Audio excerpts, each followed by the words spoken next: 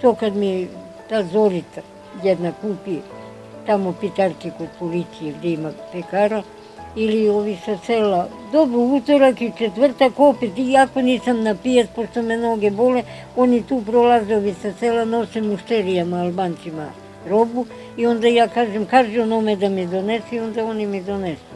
Inače, do prošle godine ja sam izlazila na pijac.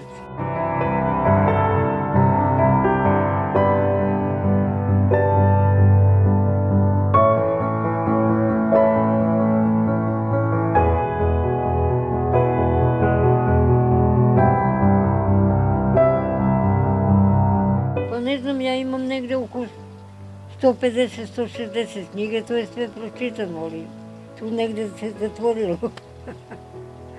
Ne, po nešto se setim, ali ne volim knjigu da čitam 2 puta. Jer jedna žena mi je rekla kad sam bila kod nje, šta radiš, Olivera?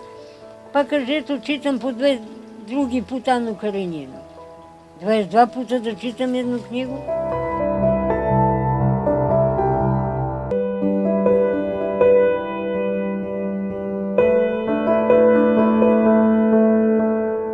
Volela bi da smo svi večito živi, da nema uopšte da postoji reč koja kaže odlazak.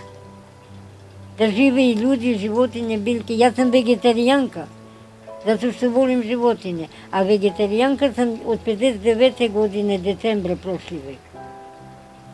A za bolest, posljednji put sam popila lek 24. godina kad mi je bilo.